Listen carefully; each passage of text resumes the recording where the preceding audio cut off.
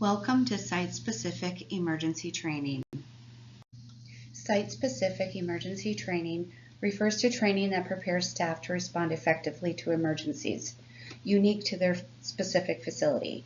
It covers the procedures, equipment, and layout particular to that site, rather than just general emergency preparedness. It is our goal to ensure all staff know exactly what to do, where to go, and who to contact in case of an emergency.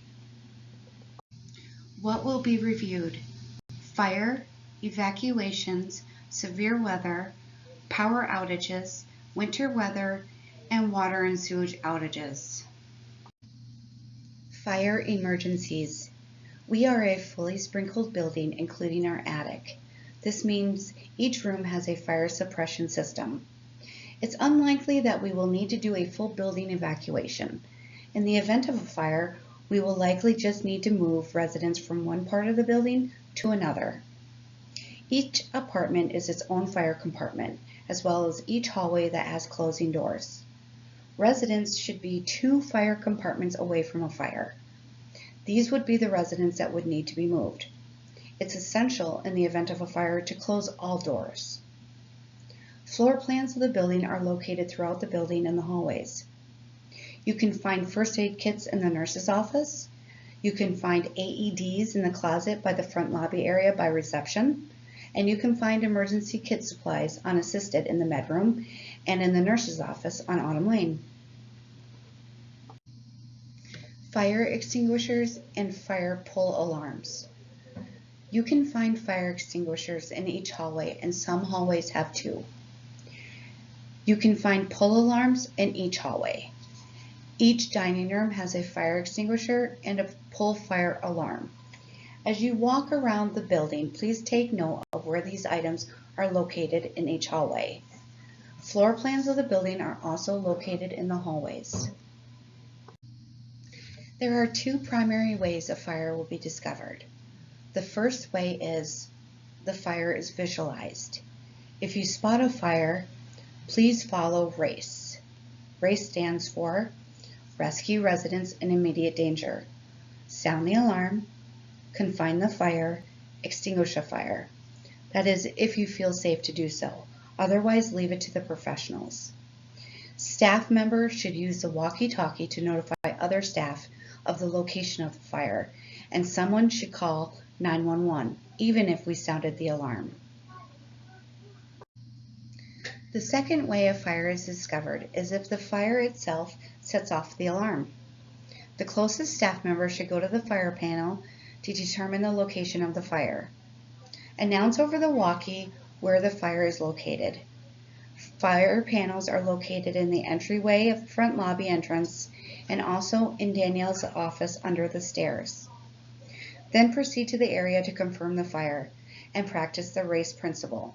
Rescue, alarm, confine, extinguish. The chain of command in case of any emergency is as follows. Administrator, Drew is in charge of overall response. Nurse managers, Tammy K, Stacy, and Danielle. Then the charge nurse, and then when the professionals arrive, they are in charge. Expectations for staff in case of a fire. Care managers, evacuate residents in danger. Go room to room to ensure resident safety and that all doors are shut. Housekeeping, ensure all hallways are clear in case evacuation is needed. Dietary, stand by for orders to shut off gas lines in the kitchen.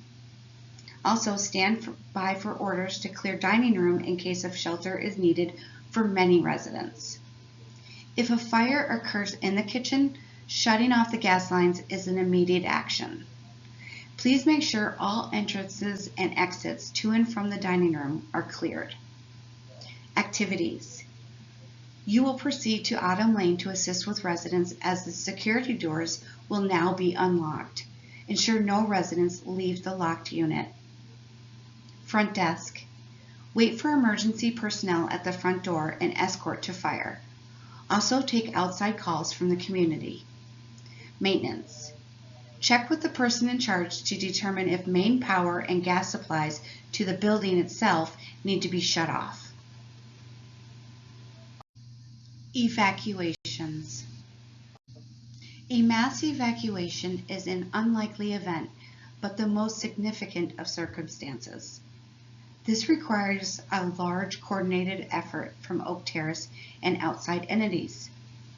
A mass evacuation may include gas leaks and large chemical spills. As a general rule, the evacuation safe zone will be out the front door to the parking lot. Most ambulatory residents will be evacuated first. Staff will put a visible item of the residence in front of the resident's door after they are evacuated. Other routes will also be used if needed and coordinated via walkie-talkie to all staff. Expectations for staff in case of evacuations. Care managers. Evacuate residents to safe zone, which is out the front door in the parking lot. Housekeeping. Evacuate residents to safe zone, which is out the front door in the parking lot. Dietary. Stand by for orders to shut off gas lines in the kitchen.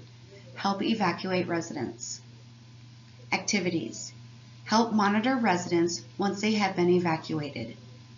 Front desk. Monitor the residents once they have been evacuated and keep a list of who has been evacuated. Maintenance. Check with the person in charge to determine if the main power and gas supplies to the building need to be shut off. Tornadoes and severe weather. When a tornado watch has been issued, this means that the conditions are favorable for the development of a tornado. Once a warning is issued, this means a tornado has been sighted and/or confirmed. Staff should prepare to take action, and these actions will remain in place until the warning has been lifted. Notify the residents.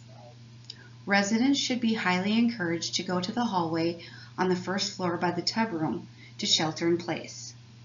Close all windows, blinds, curtains, and close all apartment doors. Please keep in mind the residents can refuse and may choose to stay in their apartment.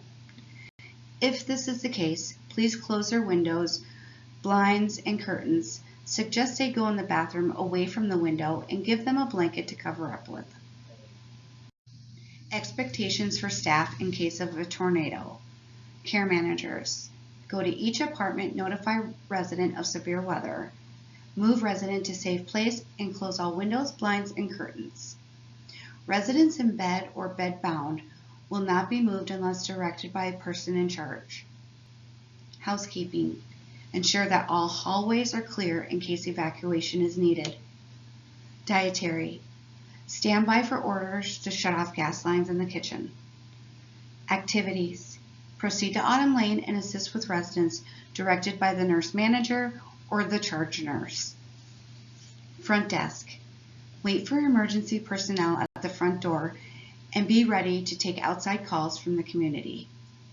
Maintenance. Check with the person in charge to determine if main power and gas supplies to the building need to be shut off. Power outages. Power outages will occur on occasion. Our response will depend on the time and the duration of the outage. If a power outage lasts for more than 15 minutes, Drew should be notified. He will investigate and get back to us on the expected time the power may return.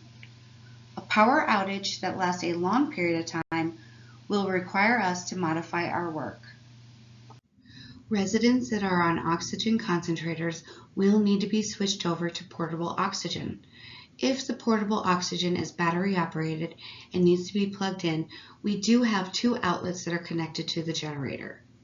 One is located in the assisted dining room right by the kitchen door, and it's labeled. The second one is in apartment 258 under the living room window, and it is also labeled. We have two emergency bins that contain everything you will need to get through the outage. These bins include flashlights, headlamps, batteries, extension cords, lanterns, backup batteries, and much more. One bin is located in the nurse's office on Autumn Lane. The second bin is located in the med room on assisted living. Staff will still be able to use laptops to chart and pass medications while the power is out. This can be done by using cell phones to create a hotspot and then connecting the laptops to the hotspot. To do this, management must be notified to turn on the emergency charting tool. If the computers run out of battery power, we do have a backup battery that we can use, and it's located in the emergency kit. Also, hourly checks will need to be done on every resident, as pendants will not work during an outage. Winter weather. Winter weather can be expected in Minnesota. Oak Terrace operates as normal during winter weather. Two important changes are made during severe storms. Staff may be required to stay if other staff are not able to make it in. Staff with vehicles able to travel well in the snow, like trucks, may be asked to help transport staff. Responsibility of all staff. Winter weather is no surprise. We are warned well in advance of all storms. It is expected that if you live out of town, to plan ahead and stay in town with family or friends. It is also expected that if you drive a vehicle that does not do well in the snow, to plan ahead and make arrangements to get a ride lined up. You are always welcome to stay at Oak Terrace. We have plenty of places for you to sleep. Water and sewage outages. In the event of a water outage, all baths, showers, and laundry would be canceled. If the outage lasts an extended period of time, laundry would be completed at an outside facility. We have an outside agreement for water as a backup plan. We will also purchase bottled water for residents and for cooking. We also have stored commodes for toileting. These will be used and waste will be collected in identified buckets for later disposal. We may also be able to use the facilities at West if the water is working at that location. They are connected to a slightly different city water pipes and sewer lines. Thank you all for your time, and if you have any questions, please ask your supervisor. Please be sure to sign off and date legibly on the clipboard provided. Thank you.